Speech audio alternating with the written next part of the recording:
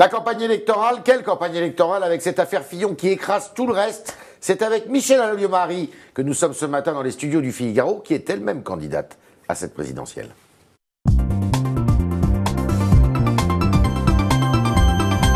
Madame Alliot-Marie, bonjour. Bonjour. Merci d'être parmi nous.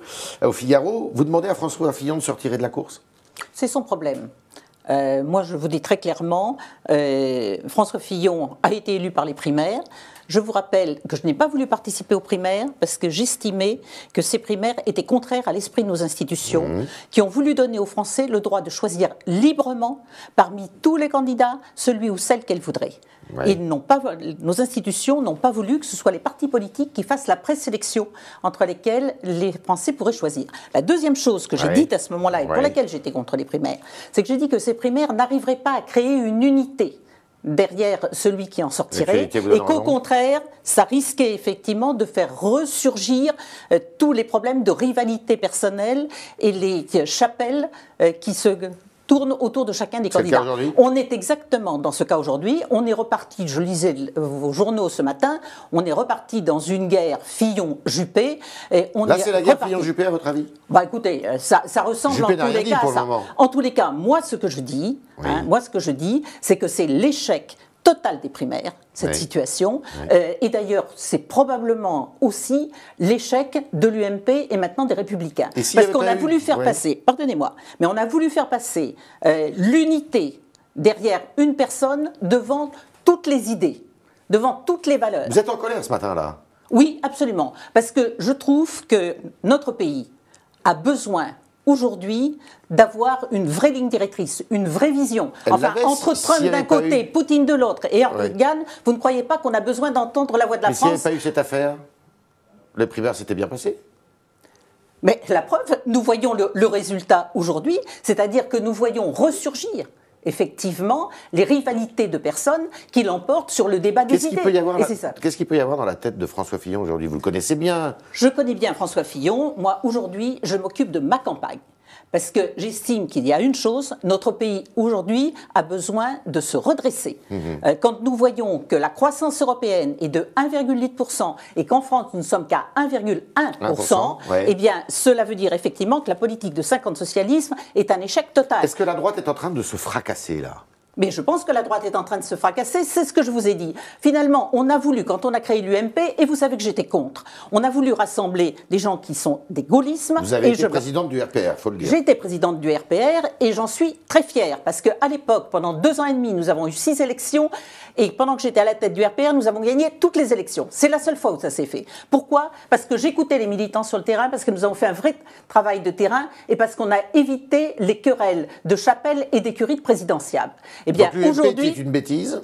L'UMP était une bêtise. Je pense qu'il fallait faire, comme je l'avais proposé, une fédération à la fois des gaullistes, des centristes et des libéraux. Nous pouvions parfaitement avoir des accords électoraux, mais en même temps garder notre identité. Et finalement, si on a fait développer aussi le Front National, c'est aussi à cause de ça. Parce que chacun des citoyens qui se reconnaît dans l'une de ces familles politiques, et je respecte les centristes et je respecte les libéraux, et je dis qu'il y a des citoyens qui doivent se reconnaître entre eux, mais ces citoyens-là ne se sont pas reconnus dans cette espèce d'eau tiède qui résulte de tout ça, et le résultat, c'est qu'ils sont allés chercher ailleurs ce qui se passe. Oui, mais sauf que là, ça se passe entre gaullistes ou chiraciens, si vous voulez. Je regarde M. Fillon, M. Juppé, Mme Alliot-Marie, tous les trois, par exemple.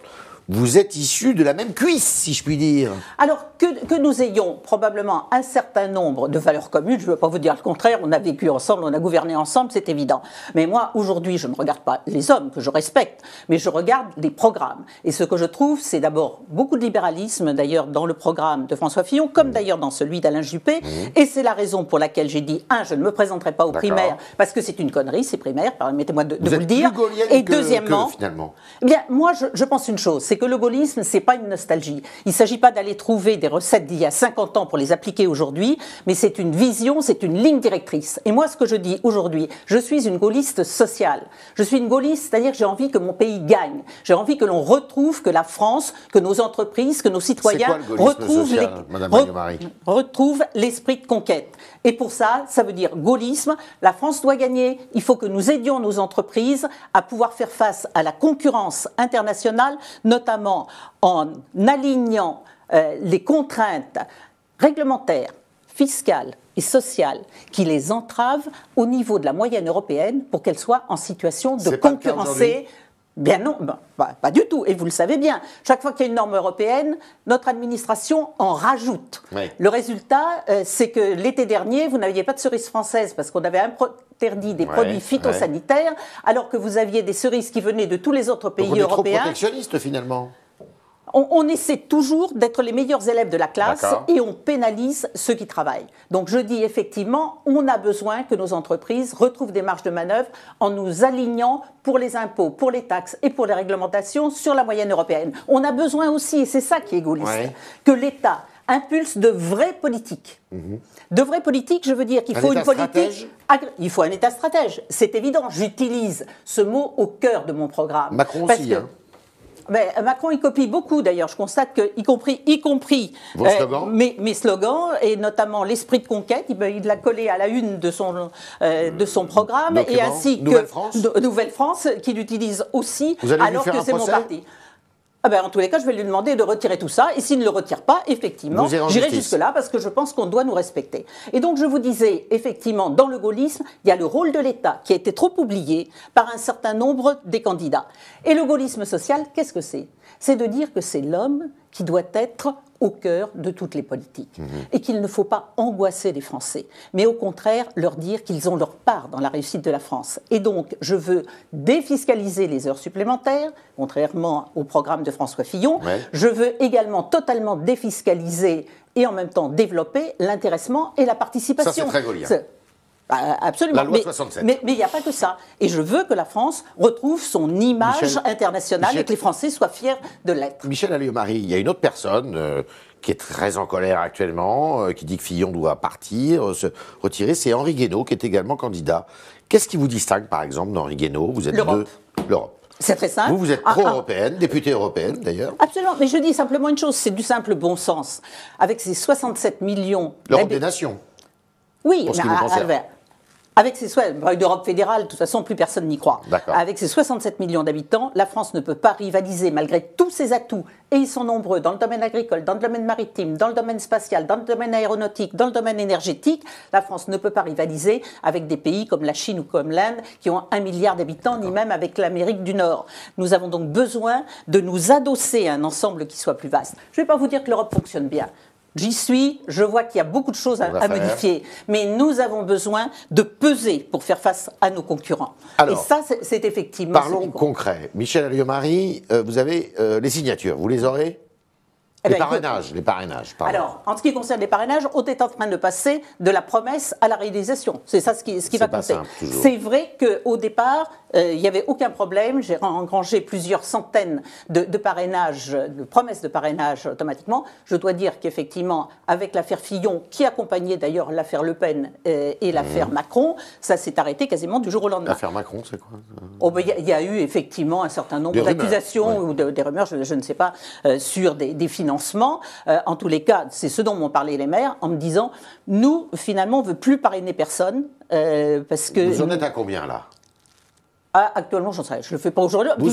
En ce qui concerne les promesses que j'avais eues, me permettent effectivement d'atteindre le nombre nécessaire. Mais vous serez prête pour le 17 mars ? Mais ce que je veux vous dire, effectivement, c'est que je connais trop la politique pour savoir que les promesses n'engagent que ceux qui les reçoivent.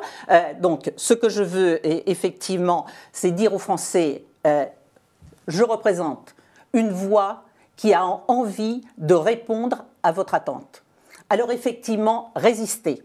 Donc vous non mais attendez, c'est simple, je leur dis, résistez au pessimisme, résistez au défaitisme, résister à la pression des partis et parfois de certains médias, et ensemble, essayons de construire une France qui soit digne de son histoire. Donc vous ne me donnez pas de chiffres, là. Combien vous êtes à Ah non, peu près je ne vais vous dire d'abord parce que honnêtement, je fais en ce moment trop de médias et trop de contacts avec les maires pour avoir le temps de regarder ce genre de chiffres. Vous avez l'argent. J'ai des équipes. Vous avez l'argent pour conduire votre campagne? J'en ai beaucoup moins que les autres. D'abord parce que je n'ai pas le parti politique derrière moi. Mais ce que je pense aussi, c'est que dépenser aujourd'hui des dizaines de millions d'euros quand les gens sont au chômage, parce qu'on a quand même un chômage qui a augmenté dans notre pays et sensiblement depuis que François Hollande est là, quel que soit ce qu'il peut essayer de faire raconter autour. Dans un pays où même les gens qui travaillent ont des difficultés à boucler leur fin de mois. Dans un pays où les retraités ont du mal à faire face à toutes leurs obligations et à leurs problèmes de santé, je dis ça n'est pas moral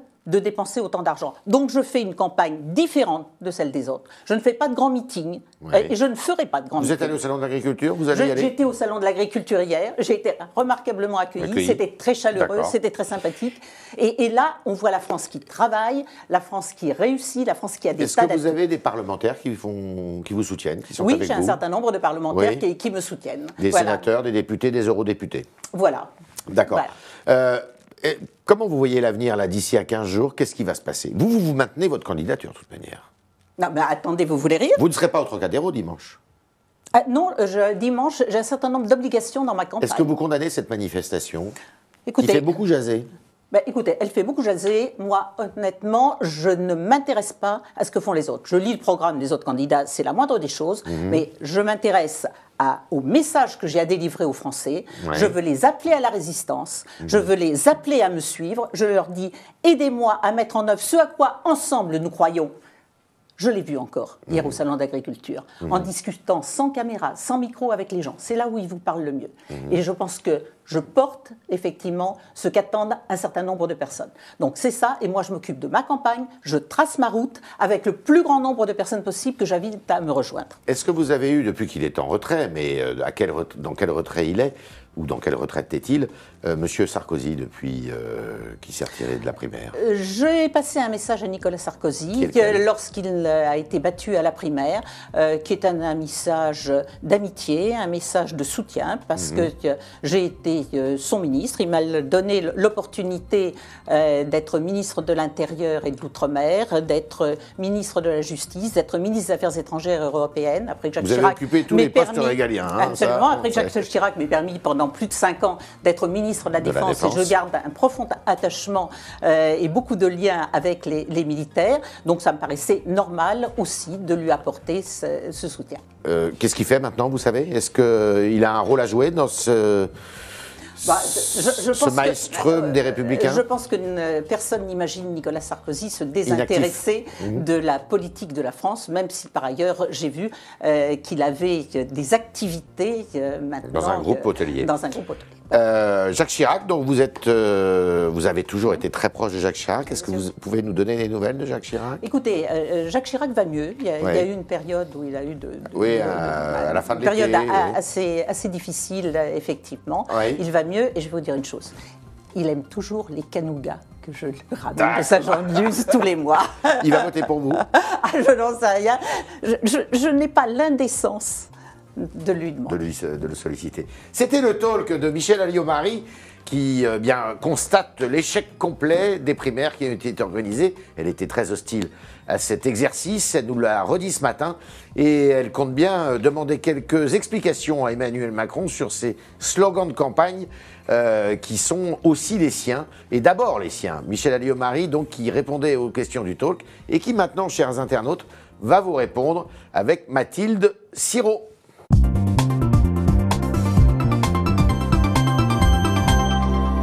Bonjour Mathilde. Bonjour Yves Tréhard, bonjour Michèle Alliot-Marie. Votre interview est très suivie par nos internautes qui se posent énormément de questions sur le contexte de cette campagne présidentielle qui est assez inédit. Alexandre nous pose une question. Michèle Alliot-Marie, que pensez-vous de ce calendrier judiciaire autour de l'affaire Fillon? Est-ce que, comme lui, vous pouvez dénoncer une sorte de machination des juges contre lui, un assassinat politique, comme lui a dit? Vous vous souvenez que j'ai été ministre de la Justice et garde des Sceaux. Et à ce titre, je ne me prononce jamais sur des affaires judiciaires. D'accord. Donc, désolé, mais ça, c'est quelque chose. Je pense qu'il faut aussi une certaine éthique. Et quand on a occupé des fonctions, il faut savoir rester dans la réserve. Absolument. D'accord. Une question de lancer, oui.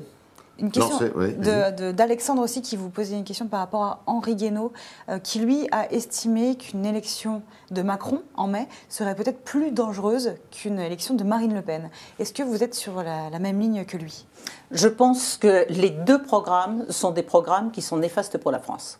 Celui de Macron et celui de Le Pen. Exactement, dans des genres différents. Marine Le Pen veut que la France sorte de l'Europe et sorte de l'euro. C'est une catastrophe pour chacun des Français. Ça voudrait dire qu'il paierait au moins 20% de plus tout ce qui vient de l'étranger et qu'il achète dans sa vie quotidienne, comme son essence, mais peut-être aussi bien d'autres produits. Oui. D'autre part, tout ce qu'il possède, perdrait immédiatement 20 à 25%. Toutes les économistes vous le disent.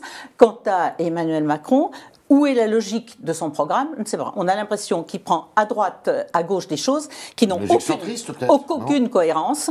Et c'est un programme qu'un bon nombre d'économistes, d'ailleurs, dénoncent comme étant ou farfelu, je crois que certains ont dit, ou en tout état de cause, sans consistance. Il y a une question de lancer justement sur vos parrainages.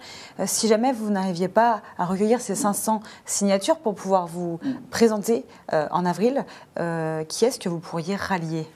Je ne rallierai personne pour une raison très simple. C'est que, contrairement à d'autres, je n'ai pas la prétention de dire que je vais dicter à ceux qui me soutiennent ce qu'ils doivent faire.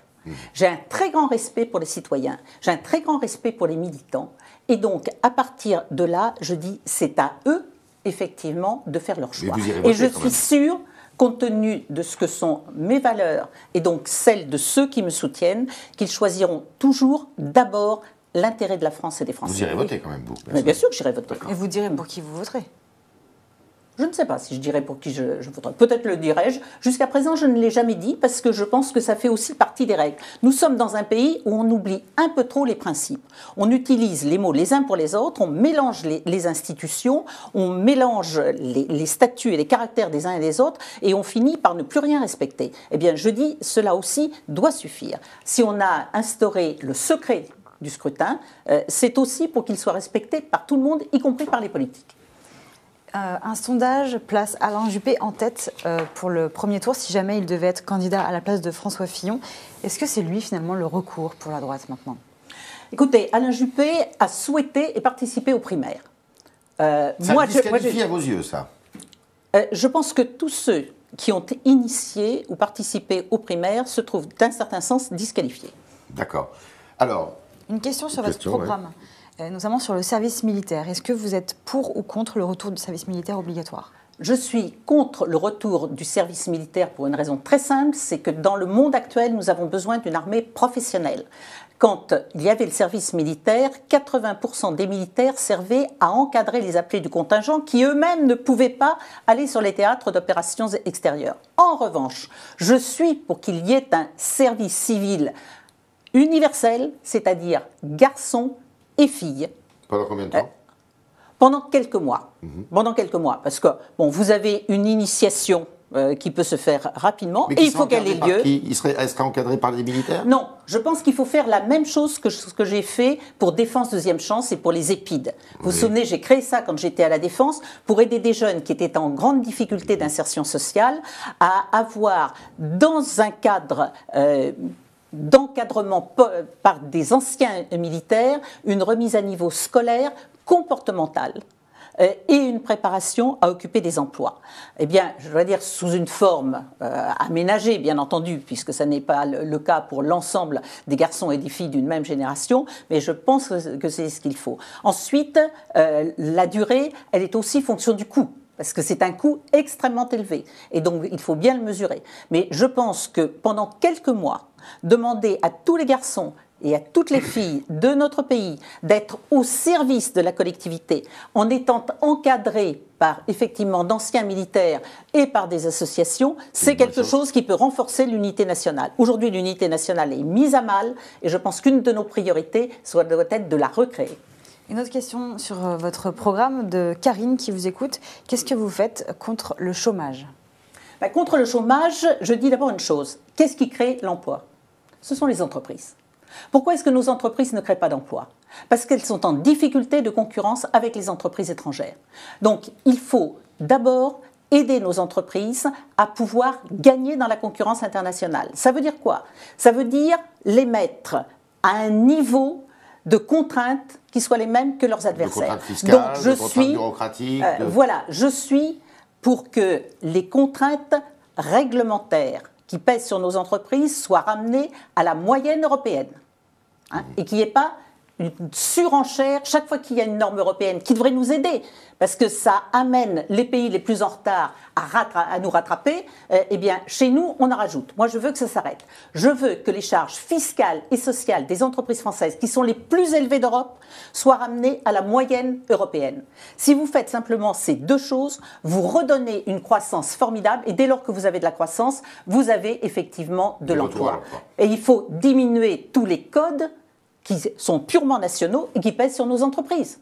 C'est la même chose. On peut diminuer le code du travail, mais également les autres codes, de pratiquement la moitié. Je l'ai fait comme garde des Sceaux. Je sais que c'est possible. Et d'avoir en plus des textes que tout le monde comprend. Parce qu'avoir une loi que les gens qui doivent l'appliquer ne comprennent pas, c'est la garantie, effectivement, qu'il y a des problèmes. C'était les réponses de Michèle Alliot-Marie, candidate à la présidentielle. À vos questions, chers internautes, nous vous remercions. Nous remercions Michèle Alliot-Marie de s'être prêtée à l'exercice. Et avec Mathilde, nous vous disons à lundi.